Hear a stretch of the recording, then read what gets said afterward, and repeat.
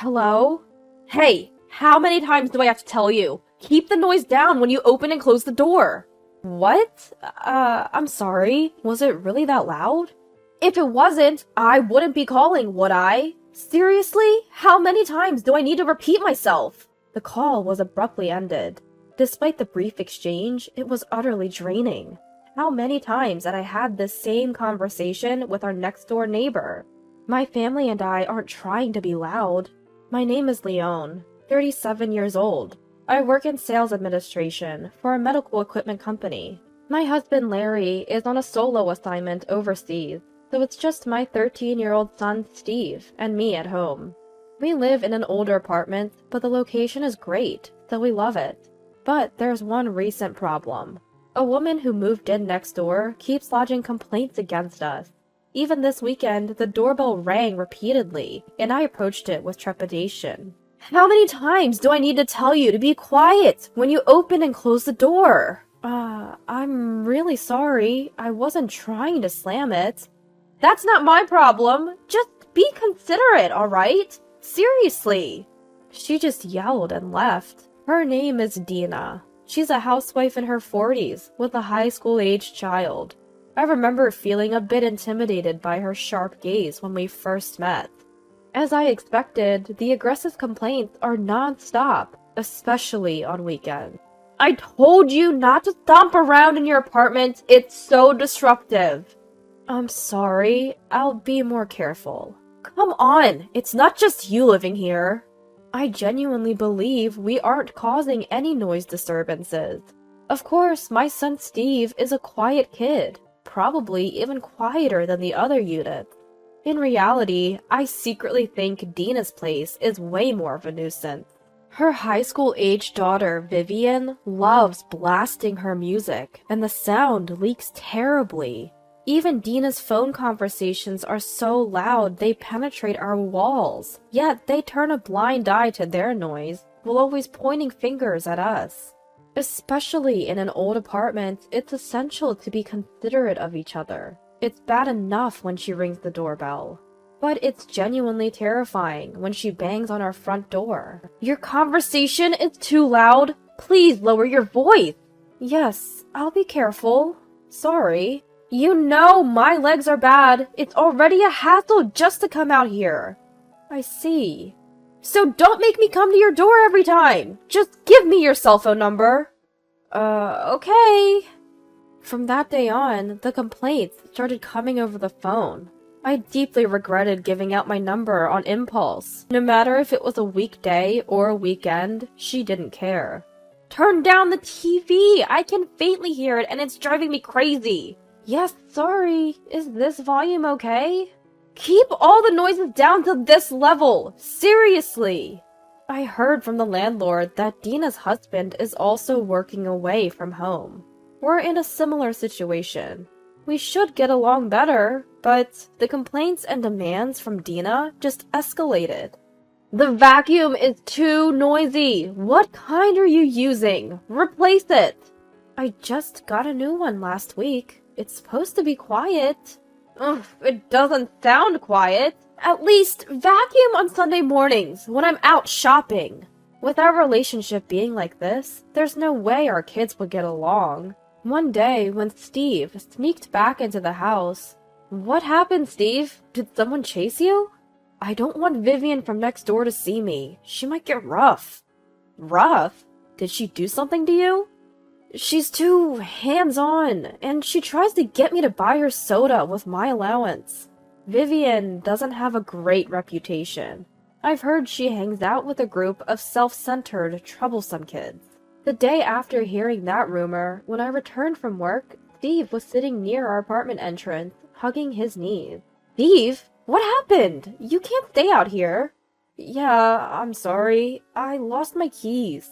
From what he told me, Vivian and her friends confronted him on his way home from school. They dragged him to a nearby park, making him play games he didn't want to. They took things from my pockets, threw my stuff around. Oh my god! As Steve recounted, tears welled up in his eyes.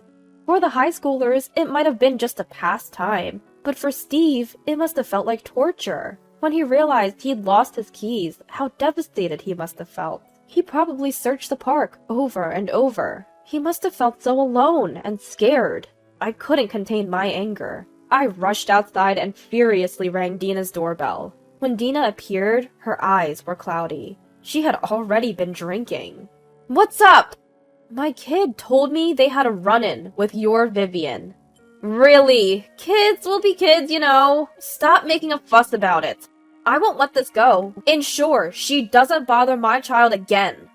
She briskly closed the door after speaking her mind. I heard Dina shouting something, but I didn't want to hear it. From that point on, our relationship with Dina became even more strained. She began banging on our shared wall and tossing trash on our balcony. Talking to the apartment manager didn't seem to help. Dina wouldn't change her behavior. "This is quite a predicament," sighed the apartment manager, scratching his head.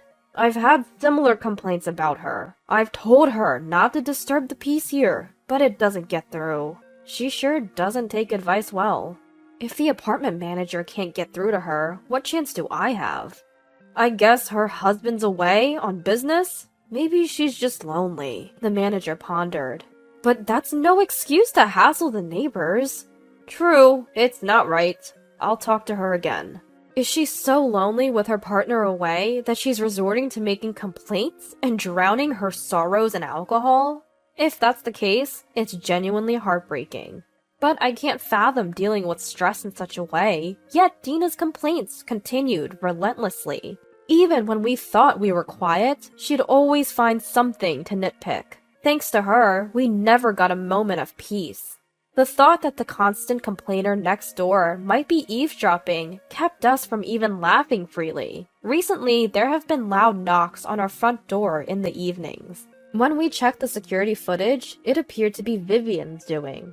The knocking continued until the apartment manager threatened to evict her. With such overwhelming stress, day in and day out, both Steve and I were totally drained. One day, I phoned my husband Larry, who was overseas, to fill him in on the situation. It's just, I can't believe, of all people, she moved next door. Is that what's been happening? How about Steve? Any more issues with the girl next door? I think it's better now, probably thanks to the apartment manager laying down the law. We've told Steve to consult the property manager in emergencies, like if he loses his key. I felt guilty burdening Larry with this while he was on a work trip abroad. Being away, he might worry even more, but I had to share my feelings. I felt like I'd fall apart if I didn't talk to someone. That's when Larry spoke up. "If you're feeling down, maybe you should take a break to de-stress." "De-stress? My business trip will be over soon, right? Work's been easing up. I have some free time now." "Are you suggesting?" "Yeah. What do you think? It's a great place here." A few days after that conversation, my cell phone rang. It was from Dina. I wondered what was going on and answered. "Hey! How many times do I have to tell you? The noise from the kids is too loud! Do something about it!" "What? Kids?" "Yes! Think about the neighbors! Fix this, now!"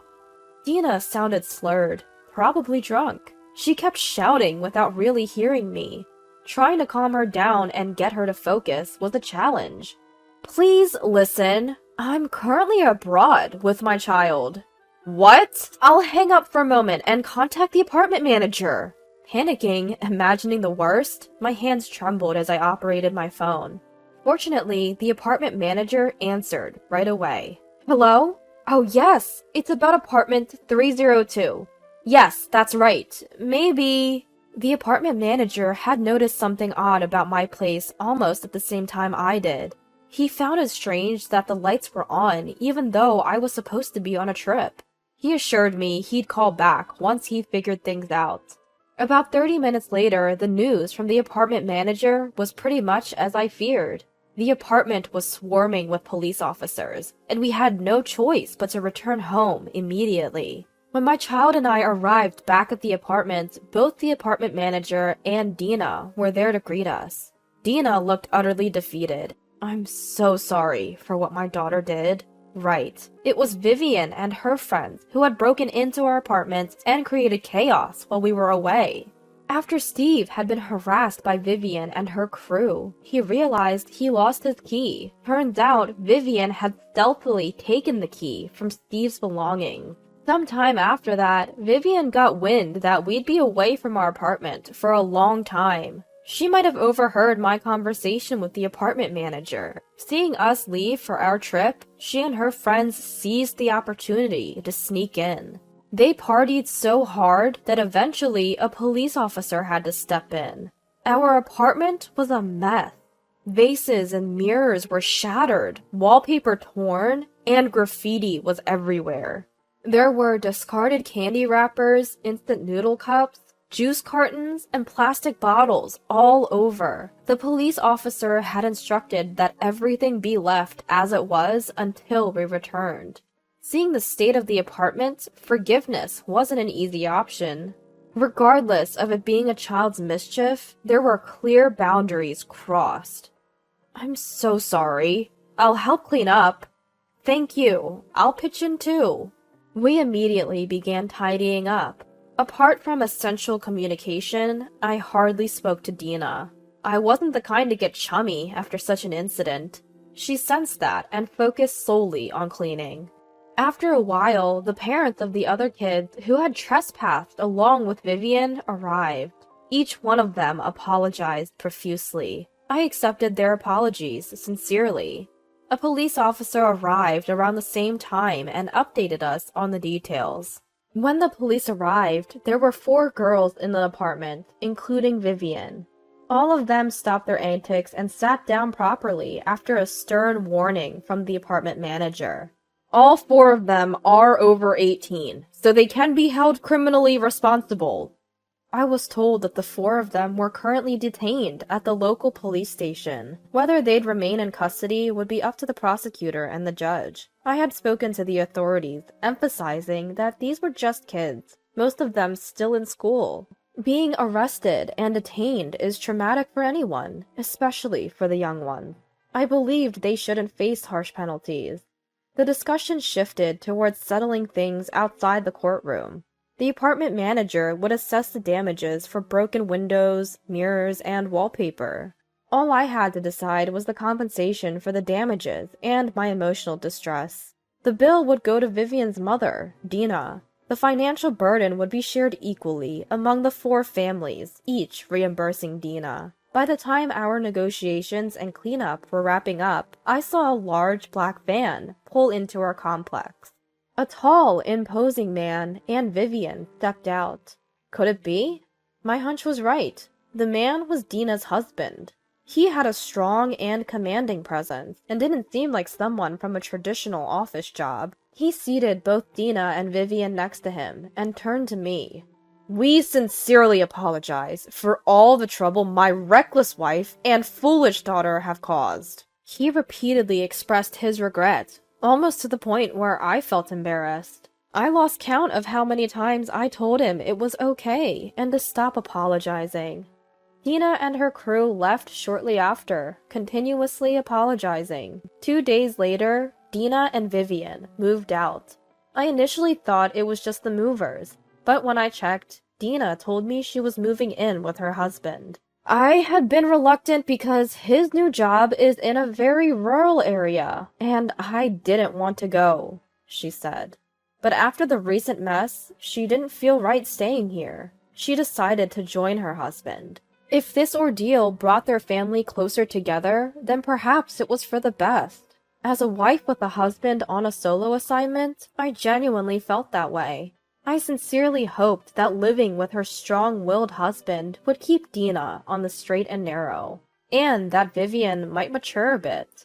A few days after that, with my windows and walls back in pristine condition, my husband Larry returned from his trip. My son, Steve, and I went to the airport to greet him. Larry's overseas assignment was over, and our family of 3 was together again. I wouldn't have to face any more unsettling nights alone for a long time. The recent events reminded me of the importance of having family close. Life is truly better when we're all under the same roof. That was my heartfelt realization.